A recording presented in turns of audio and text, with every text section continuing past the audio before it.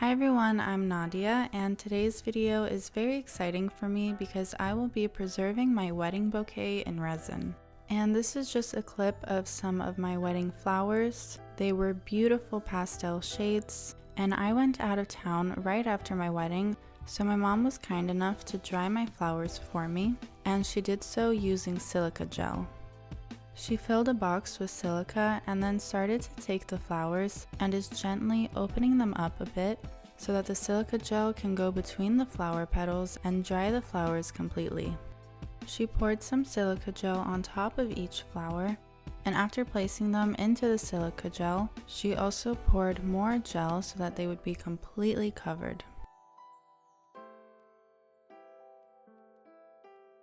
I'll have more information about drying flowers on my Patreon page, which will be linked in my description.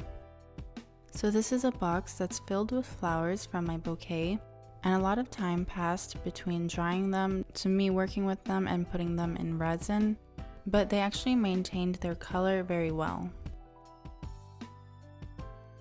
And this is the mold I'm going to be using. I ordered it from Resin Pro. And as usual, I'll have all the products that you see in this video listed in my description.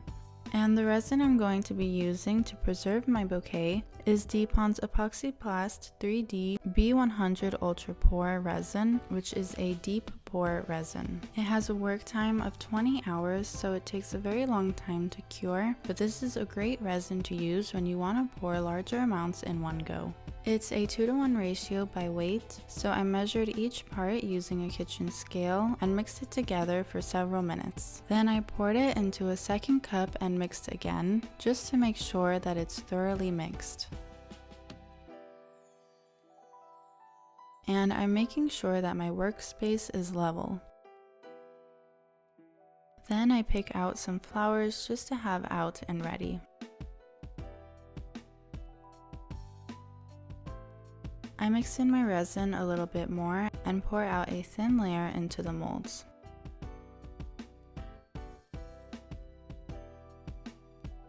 I use a torch gun to pop air bubbles, and I move it very quickly not to burn my resin or my molds. And I also have a tea light candle holder mold, which I'll be pouring into and adding in my flowers as well. Then I start to add in my flowers. I didn't really have a plan on how I wanted to place my flowers. I'm just kind of going with the flow and playing around with their placement until I'm happy with it.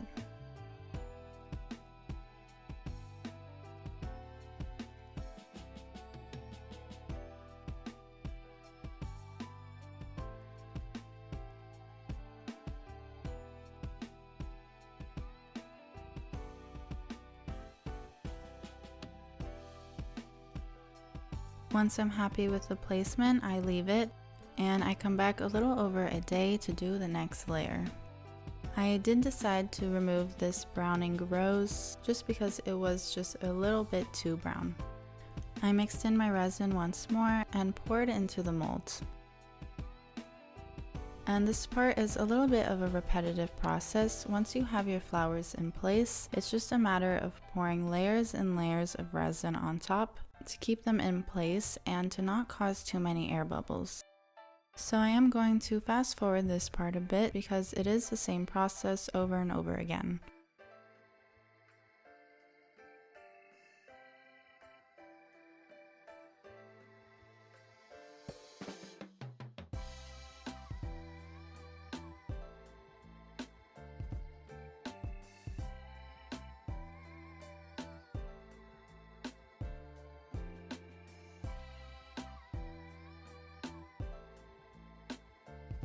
And here I am demolding. I did loosen this up a bit prior because I was very eager to see what the bouquet turned out to look like before I was able to film it, so demolding it was very easy.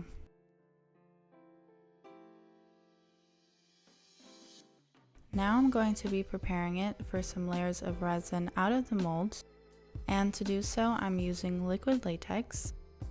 We do keep our liquid latex in a condiment bottle for very easy use and control, so I'm just going to be applying liquid latex along the whole bottom side.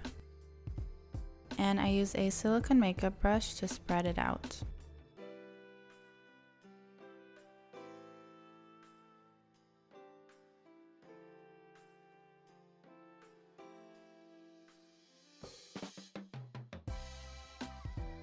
And now I'm going to be using my handy dandy Cricut Joy, which I am so excited to use. But first, I'm measuring out the width of my resin bouquet in the area where I want to place my text so that I know how large I need to make my text. And for this, I'm using adhesive gold foil, and I cut out a piece to fit onto the mat, which I'll load into my Cricut Joy. I also tape down the adhesive foil, making sure that it's as flat as possible.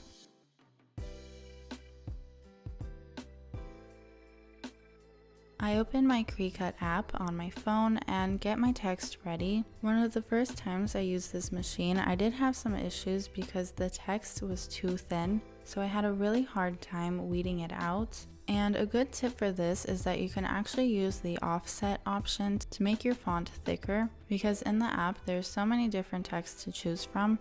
Some are thicker and some are thinner, but they don't have an easy option on how to make your text thicker except for using this offset option. So the font that I wanted to use was very nice and thin, but I was afraid that it was going to be just a little bit too thin. So by clicking offset, and I type in around 0.01, and this makes my font just a little bit thicker, and it'll make it a bit easier to weed out as well.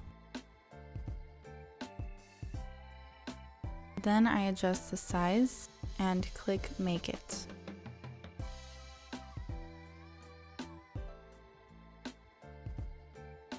Then I need to input what type of material I'm using, so I click on All Materials and type in Adhesive Foil.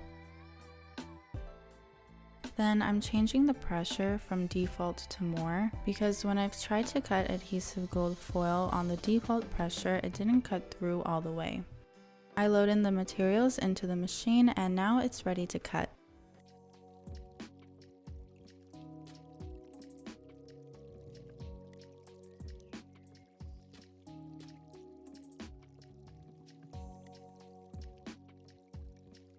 Once the cut is done, I just cut away the excess foil and then start to carefully peel off the foil.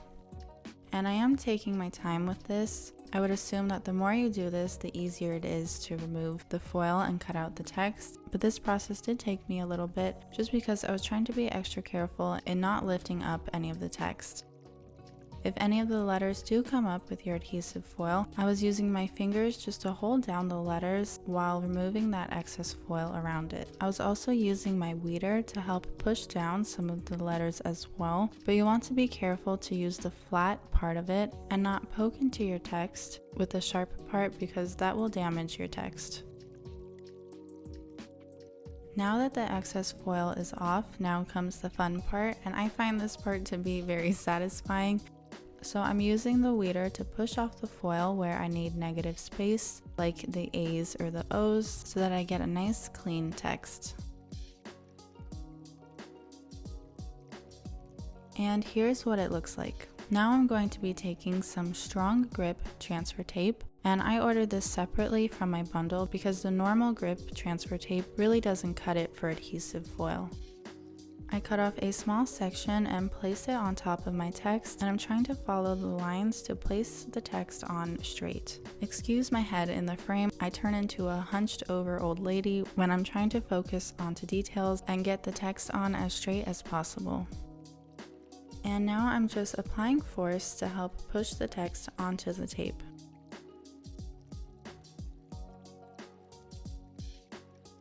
Now that that's done, I'm slowly removing the tape, and the text comes off with it.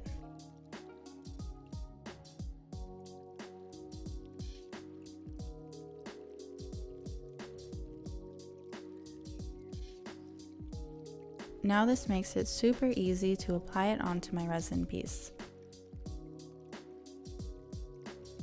Again, I'm using the lines to try and apply it as straight as possible.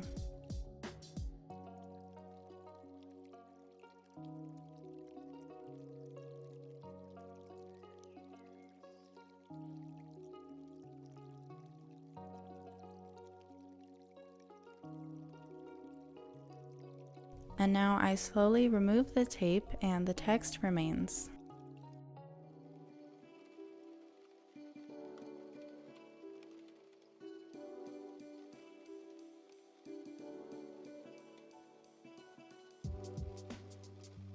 Now I'll be doing one more layer of resin to seal it all in, and for this top coat I'm using Honey Resin by Depon. A bit of time has passed before I was able to put on the top coat, so just to make sure that the layers of resin bond together, I sand down my piece. And it looks a little bit yellow, and this is just because of the liquid latex that's below it, which we'll remove after the top coat. After pouring my resin, I use a silicone makeup brush to help spread it across the whole area, and I'm also being careful to have the resin cover the whole area of the sides as well. And this is actually easier to do with your hands.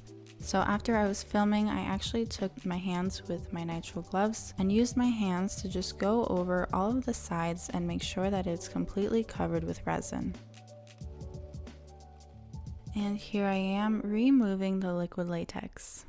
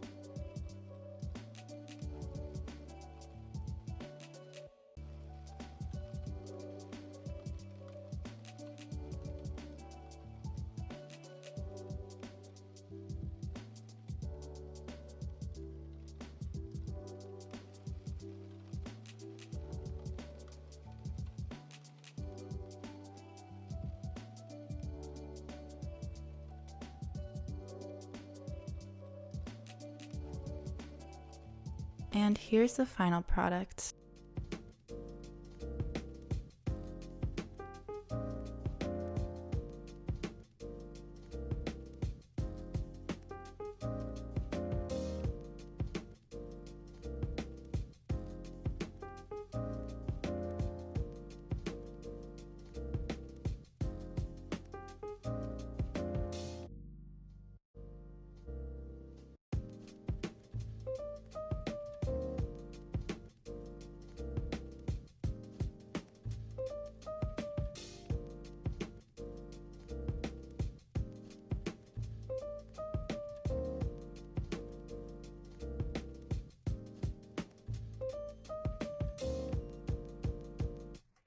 Thank you guys so much for watching. If you liked this video, subscribe to see more videos like this in the future. Follow me on my Instagram, Summer Girl Designs, and my mom's Instagram, Wild Heart Resin Art.